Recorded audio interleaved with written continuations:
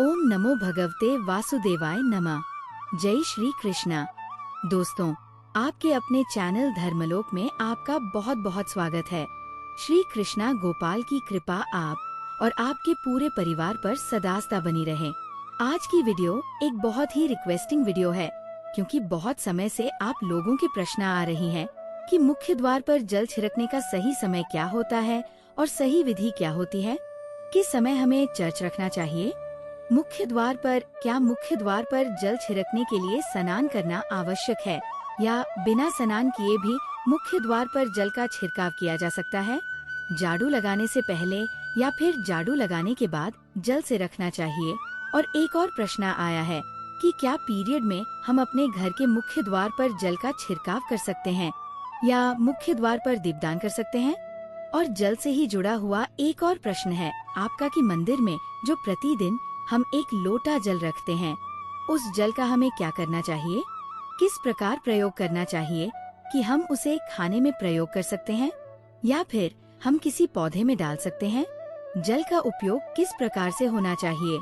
और मुख्य द्वार पर जल छिड़कने से संबंधित आपका अगला प्रश्न है कि कई ऐसे लोग हैं जो कि फ्लैट में रहते हैं, कुछ ऐसे लोग हैं जो कि किराए के मकान में रहते हैं, एक ही कमरे में रहते हैं, तो उन्हें अपने घर पर मुख्य द्वार पर दीपदान किस प्रकार से करना चाहिए?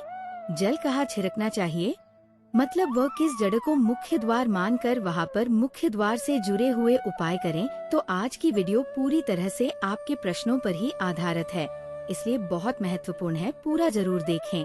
और अगर आपको आज की वीडियो अच्छी लगे तो इसे लाइक भी जरूर कीजिए, क्योंकि आपके लाइक, आपके कमेंट से मेरे लिए एक मात्र जरिया है, जैसे मुझे पता चलता है कि आपको ये वीडियो अच्छी लगती है और आपके लिए ये वीडियो उपयोगी है।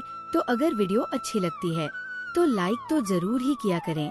इसके साथ ही कमेंट बॉक्स में श्री कृष्णा और माता रानी के नाम का जयकारा भी जरूर लगाएं। इससे आपको सकारात्मक ऊर्जा की प्राप्ति होती है। पर आपका कोई भी सुझाव को, कोई भी प्रश्न हो या फिर कोई भी विशेष वीडियो देखना चाहते हैं तो उसके लिए भी कमेंट बॉक्स में जरूर लिखें। चैनल पर पहली बार आए हैं, अगर अभी तक आपने चैनल को सब्सक्राइब नहीं किया है, आज की वीडियो आपको अच्छी लगे तो चैनल को सब्सक्राइब जरूर करना चाहिए और बेल आइकन को भी प्रेस कर लीजिए। तो इससे ये होगा कि इस चैनल पर जो भी नई वीडियो अपलोड होगी उनकी सूचना आपको सही समय पर प्राप्त होगी। जानते हैं कि मुख्य द्वार पर जल छिड़कने का सही समय क्या होता है और सही विधि क्या होती है? तो देखिए, अगर आप मुख्य द्वार पर जल रखते हैं तो आपको ध्यान रखना है कि जल आप एक दिन पहले ही, मतलब रात को सोने से पहले, इसे एक पात्र में, कोई भी अपात्र ले सकते हैं। जैसे कि आप एक तांबे का भी पात्र ले सकते हैं। तांबे का ना हो तो आप पीतल का ले सकते हैं, स्टील का ले सकते हैं, चांदी का ले सकते हैं। जो भी पात्र आपके पास उपलब्ध हो, एक लोटे में थोड़ा सा गंगा जल डाल दीजिए और उसके ऊपर शुद्ध जल भर दीजिए। और हाँ, गंगा जल ना हो तो भी परेशान होने की आवश्यकता नहीं है, सिर्फ शुद्ध जल से भी अपात्र को भर सकते हैं और उस जल से भरे पात्र को अपने घर की रसोई में रख दीजिए। आप जैसे कि आप अगले दिन सुबह उठकर इस जल का छिलका अपने घर के मुख्य द्वार पर करेंगे। अब बहुत से भक्तों के प्रश्न आए हैं कि क्या हम शाम से पहले ये जल छिड़क सकते हैं या फिर स्नान करना आवश्यक है? देखिए, मुख्य द्वार पर जो सुबह सवेरे सबसे पहले जल छिड़का जाता है, जैसे कि जो रसोई में रखा हुआ जल होता है, ये तरीके से उपाय के तौर पर किया जाता है। घर में किसी भी प्रकार की परेशानी हो, किसी भी प्रकार की दुख दरिद्रता हो, गरीब या फिर क्लेश बहुत अधिक रहता है, तब किसी भी प्रकार की नकारात्मक ऊर्जा से आप परेशान हैं, बहुत समय से परेशानियों में घिरे हुए हैं, तो ऐसे में घर की रसोई में जल रखा जाता है और यही जल घर के मुख्य द्वार पर सुबह उठकर छिड़का जाता है। इस जल के छिड़काव से आपके घर की कोई भी परेशानी हो, बहुत शीघ्र समाप्त हो जाती है। इस उक्ति मिलती है, बीमारियों से मुक्ति मिलती है। मानसिक परेशानी हो, शारीरिक परेशानी हो, आर्थिक तंगी हो, क्या आपके घर में कोई वास्तु दोष हो, किसी भी प्रकार का घर के दोष हो, जैसे कई बार ऐसा होता है कि कुछ लोगों पर बुरे घर के दोषों का प्रभाव होता है, जिसकी वजह से घर में परेशानियां हमेशा बनी रहती है। घर के दोषों के प्रभाव से भी आपको मुक्ति मिलती है। वास्तु दोष और पितृ दोष भी समाप्त होता है। ये कोई परेशानी नहीं थी। अभी कुछ समय से परेशानियां लगातार आती ही जा रही हैं और कोई रास्ता नहीं मिल रहा है। परेशानी से निकलने का रास्ता हो, तंत्र मंत्र का प्रभाव हो, किसी की बुरी नजर का प्रभाव हो, तो भी आपके इस उपाय से मतलब इस एक लोटा जल से आपकी परेशानी स्वतः ही कुछ दिनों में समाप्त हो जाती है। ये घर की सभी परेशानियों से मुक्ति पाने का रामबाण और सबसे सरल, सबसे आसान उपाय है जो हमारे साथ होता है। आप अपने घर की रसोई में एक लोटा जल रखिए, रात में भरकर, और प्रातःकाल जल्दी उठकर उसी जल से अपने घर के मुख्य द्वार पर छिड़काव कीजिए। अब जैसे कि बहुत से लोगों के प्रश्न आते हैं कि ये जल हमें किस समय अपने घर के मुख्य द्वार पर छिड़कना चाहिए, तो देखिए, सुबह सूर्योदय होने से पहले यह जल का छिड़काव आपके घर के मुख्य द्वार पर हो जाना चाहिए। अब चाहे इसके बाद आप किसी भी दूसरे जल से अपने घर के मुख्य द्वार को धो सकते हैं, तो बाद में भी कर सकते हैं, कोई समस्या नहीं है। लेकिन इस जल का छिड़काव घर के मुख्य द्वार पर सूर्योदय होने से पहले। अब जैसे आपका अगला प्रश्न है कि क्या हमें स्नान करके इस जल का छिड़काव अपने घर के मुख्य द्वार पर करना चाहिए या फिर बिना स्नान किए भी कर सकते हैं? देखिए, ये जो हम उपाय करते हैं, इसे हम स्नान करने के बाद नहीं करते हैं। सुबह जल्दी उठते हैं और उठकर सबसे पहले घर की रसोई में जाते हैं। उसके बाद उस जल को लेकर आप घर के मुख्य द्वार पर जाते हैं। मुख्य द्वार खोलकर और गेट खोल दीजिए और उसके बाद मुख्य द्वार पर जल का छिंटा दीजिए, छिड़काव कर दीजिए। और जल का छिड़काव करते समय अपने पितरों का ध्यान कीजिए, माँ लक्ष्मी का ध्यान कीजिए, क्योंकि कहा जाता है कि सुबह सुबह महालक्ष्मी प्रत्येक घर के द्वार पर आती है। जिनके भी द्वार खुले होते हैं, जिनके घर में जल का छिड़काव मुख्य द्वार पर हुआ रहता है, उनके घर में वह प्रवेश कर जाती है। तो माँ लक्ष्मी का अपने मन में ध्यान कीजिए और एक तरह से प्रार्थना कीजिए, माँ लक्ष्मी, आप मेरे घर में प्रवेश करें, मैं आपका स्वागत करने के लिए तैयार हूँ। और इसके बाद अपने पितरों का ध्यान कीजिए, क्योंकि हमारे घर की जो दहलीज होती है, वहीं पर पितरों का वास माना जाता है। दहलीज पर जल के छींटे देने से आपके पितर बहुत प्रसन्न हो जाते हैं और उनका आशीर्वाद भी आपको प्राप्त होता है। तो सुबह जल्दी उठकर ये उपाय करें। इसके लिए स्नान करने की आवश्यकता नहीं है, बिना स्नान किए भी कर सकते हैं। अब आपका अगला प्रश्न है कि क्या झाड़ू लगाने के बाद हमें जल का छिड़काव करना चाहिए या फिर झाड़ू लगाने से पहले भी जल का छिड़काव कर सकते हैं? तो देखिए, जैसा मैंने आपको पहले ही बताया, सोकर उठने के बाद सबसे पहला कार्य जो आपको करना है वह जल का छिड़काव ही करना है। उसके बाद आप झाड़ू लगा सकते हैं, लेकिन एक चीज का ध्यान रखें, जब हम सोकर उठते हैं तो सबसे पहले बिस्तर पर बैठे हुए अपने दोनों हथेलियों को जोड़कर, दोनों हाथों को सामने से जोड़कर पूरी हथेली को देखते हैं। उसमें माँ लक्ष्मी का ध्यान किया जाता है, उनके साथ पंच देवताओं का ध्यान किया जाता है। पंच देवता कौन कौन से होते हैं? माँ दुर्गा, भगवान शिव, भगवान श्री विष्णु, गणपति गजानन और भगवान सूर्य देवता। इन देवताओं का ध्यान हम अपनी हथेलियों में करते हैं। कराग्रे वस्ते लक्ष्मी, करमध्ये सरस्वती, करमूले तु गोविंदा प्रभाते कर दर्शनम। इस मंत्र का उच्चारण आप चाहें तो कर सकते हैं, नहीं करते हैं तो भी कोई बात नहीं।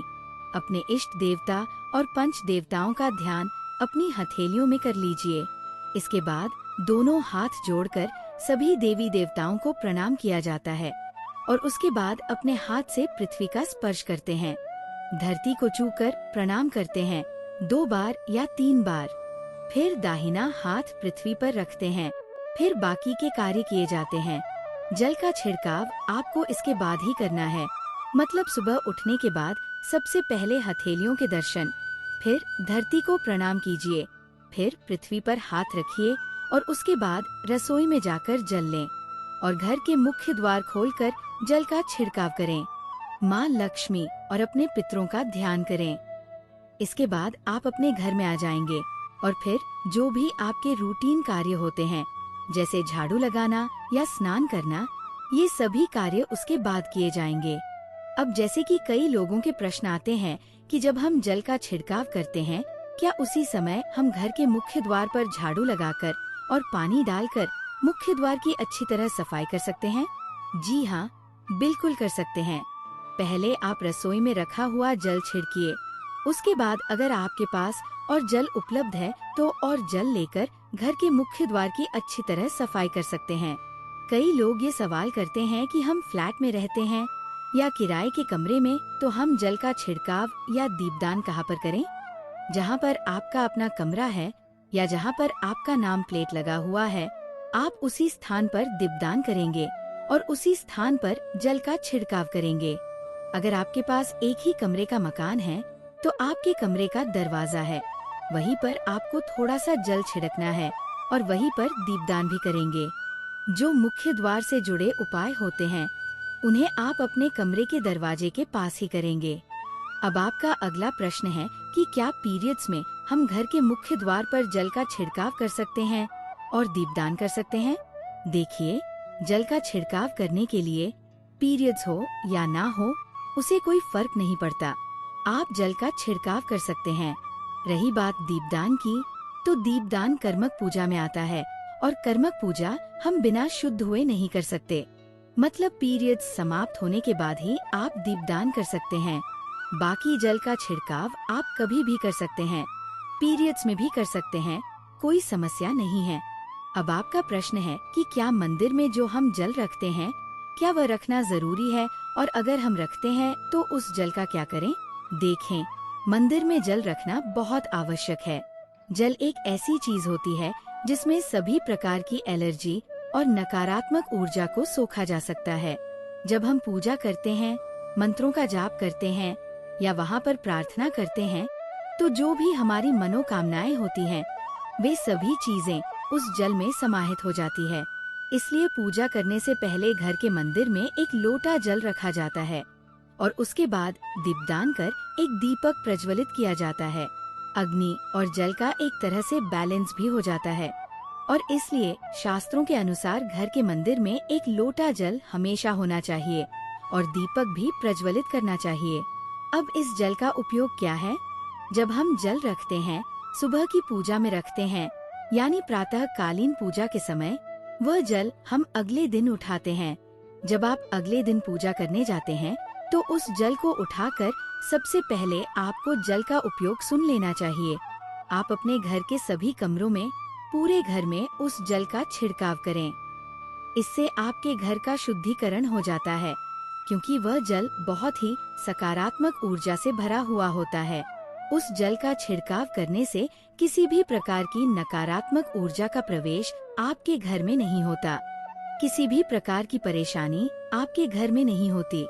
अगर आप नियमित रूप से इस जल का छिड़काव करें तो निश्चित ही आप परेशानियों से मुक्ति पा सकते हैं और तंत्र मंत्र के प्रभाव से भी मुक्ति मिलती है।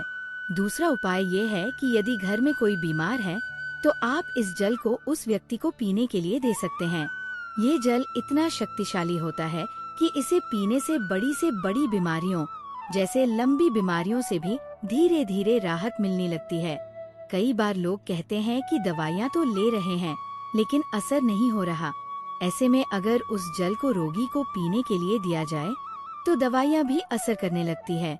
अगर परिवार में हमेशा असमंजस बना रहता है, आपस में सामंजस्य नहीं बनता, तो परिवार के सभी सदस्य अगर थोड़ा थोड़ा इस जल का सेवन करें तो धीरे धीरे विचारों में सकारात्मक परिवर्तन आने लगता है। आपस में रिश्तों में सुधार होने लगता है और परिवार में एकता स्थापित होती है। अब मंदिर में रखे हुए जल का अगला उपाय क्या है? यदि आप व्यापार करते हैं तो रोज इस जल को लेकर अपनी दुकान या व्यापारिक स्थल पर छिड़काव करें। इससे आपका काम बहुत अच्छा चलता है और किसी भी प्रकार की परेशानी आपके व्यापार स्थल पर नहीं आती। जैसा मैंने बताया, ये जल बहुत शक्तिशाली होता है और इसका छिड़काव करने से कई सारी समस्याएं स्वतः समाप्त हो जाती है। अगर आपकी दुकान पर किसी की बुरी नजर लग गई हो तो आप इस उपाय को अपना सकते हैं। निश्चित ही आपको परेशानियों से मुक्ति मिल जाएगी और आपके व्यापार में दिन दूनी रात चौगुनी तरक्की होगी। इसके अलावा मंदिर में रखा हुआ जल आप अपने घर की रसोई में खाना बनाने और पीने के लिए भी उपयोग कर सकते हैं।